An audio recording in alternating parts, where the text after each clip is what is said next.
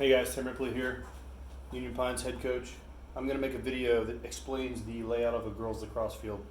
Main difference between girls and boys lacrosse is the way the field's laid out, as well as how long the game goes on for. Boys play 4 quarters, girls play 25-minute halves for varsity and 20-minute halves for JV.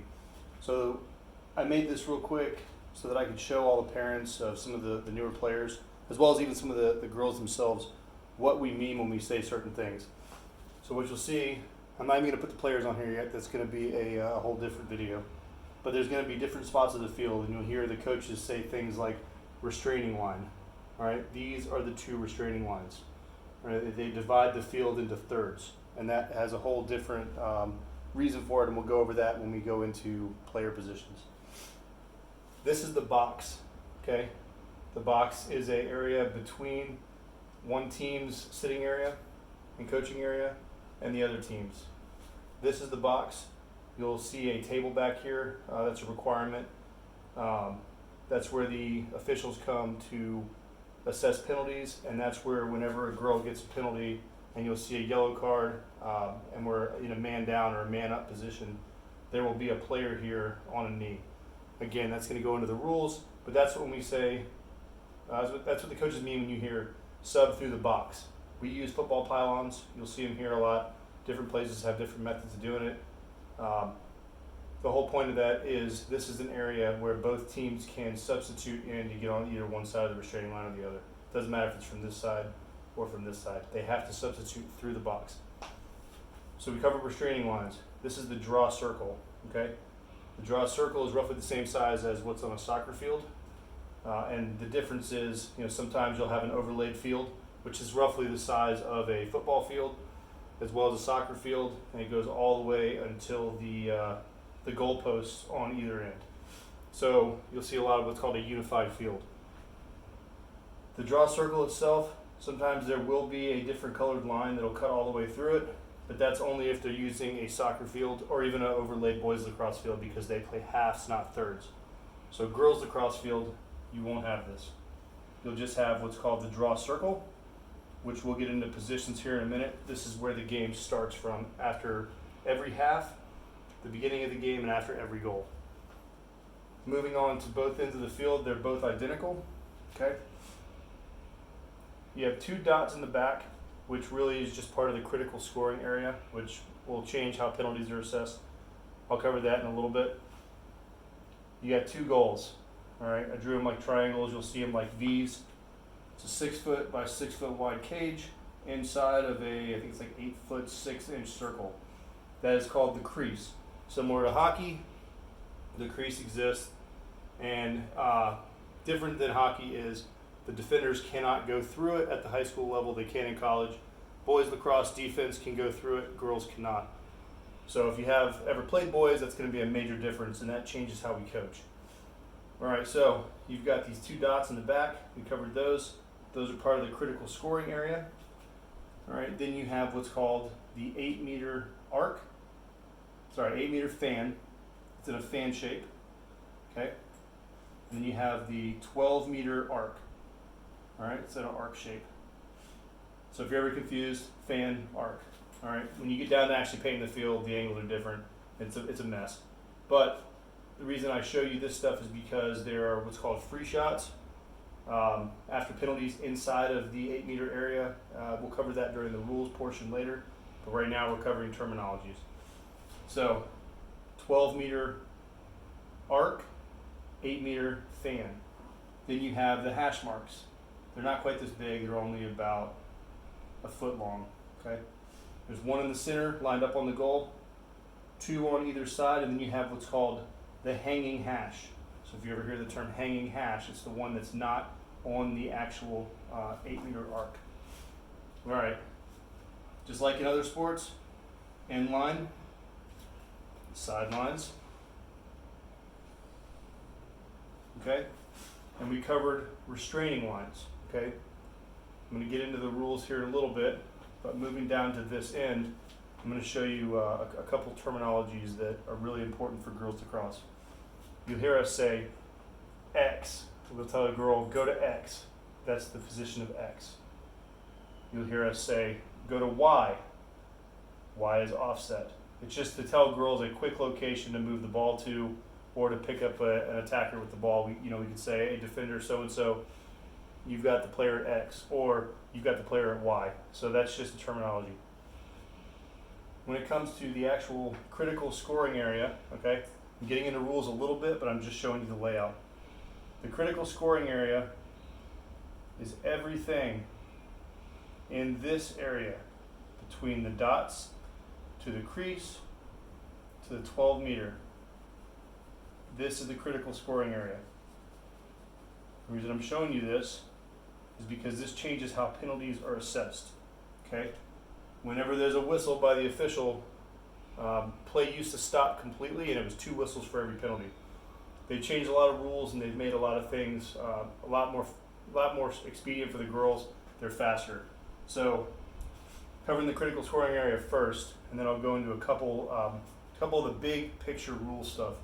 So the critical scoring area, any penalty assessed inside of the critical scoring area is going to have 2 whistles. So you'll see the official have a hand and arm signal, and then they will call out the penalty. Okay, we'll get into the individual penalties later, but anything inside of the critical scoring area will have a whistle to stop play, and then a setting up, and then a whistle to resume play. The difference is any penalty within the 8-meter arc here, anything inside of this gets assessed on the closest hash. So let's say there's a push from behind, or a loose ball penalty of any kind, or even a shooting space penalty, which we'll cover later on too. You would go to the nearest hash mark. So I'll use my awesome artistic abilities here.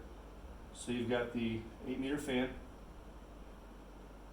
at the hanging hash, center hash, 1, 2, 1, 2. So if there's a push from behind here, the ref will point to the hash, and you'll go to the nearest hash. If it's over here, you'll go to the nearest hash. Then there's 2 whistles to resume play, which will cover exactly what all those penalties are and what the free shots are, free possession shots. It's basically the equivalent of a one-on-one from a goalie to the player who the offense was taken against. So, the difference is any penalty outside of the 8-meter arc. Let's say it's back here, loose ball push, a tripping penalty. The ball then goes to the 12-meter, and then it's a second whistle. Anything out in the open field is different. Okay, these are big picture penalties. I'm not covering all the small ones. Let's say there's a push from behind right here. You're going to get 1 whistle. All the girls on the field can move, maneuver, just like it out of bounds play or anything in soccer. They can go downfield, they can move. What the ref is doing, the ref will blow the whistle.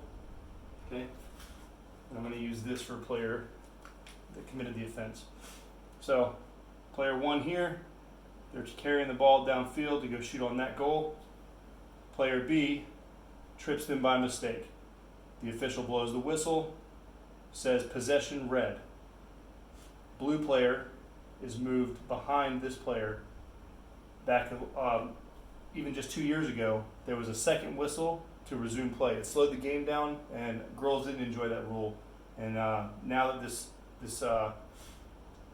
they call it self-starts. So as soon as there's a whistle, they say possession red. Red can take off. Blue still has to push back. So basically it gives the girl in red an opportunity to just take off with the ball.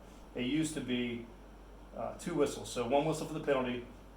The ref would set them up and say, keep pushing back, and it would the running clock would just burn up and burn up and burn up, and it really caused a delay of game, and it slowed the game down. So this allows people to keep momentum. So same thing anywhere else outside of here. Let's say there's a cover, change of possession, okay? So blue gets possession. The official will blow the whistle 1 time, and then say red, push behind, but blue can take off anytime they want. It's very important for your children to understand that, because that will drastically change the course of the game. As soon as there's a penalty, blue gets the ball, blue takes off. It doesn't allow red to really react, because a lot of times players over here don't see it. It just gives blue an opportunity to make a fast break. So it's very important. We call that lacrosse IQ. You really have to understand what all these penalties do. So again, just to get into the big pieces here, 2 whistles for any penalty inside of the critical scoring area. Okay? Anything outside on the open field is 1 whistle, unless it's a card. If there's a card, then they will stop play and they will remove a player down. And then you get what's called a man up or a man down. Unlike in boys lacrosse, you get releasable penalties. In girls lacrosse, you do not.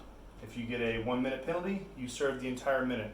In boys lacrosse, if there's a penalty, some of them are releasable, some of them are full time. If you get a releasable, upon the next goal, you're now even again. So I just wanted to touch on some of these big moving pieces here. It's also important to note, in girls lacrosse with your 25-minute halves, it's a running clock. It only stops for a timeout, and it only stops for any kind of out-of-bounds ball within the last couple of minutes of the game. So the coaches and this table here, really this is where your home field advantage comes in. Your managers or parent or whomever, they're going to be running the clock for you. So they're helping the official. The official, they do make mistakes with time. This is where we make our money. So if there's volunteers to help run the table, that would be fantastic. They assess the penalties. They are the ones that keep the opposing player in the penalty box for the full 2 minutes.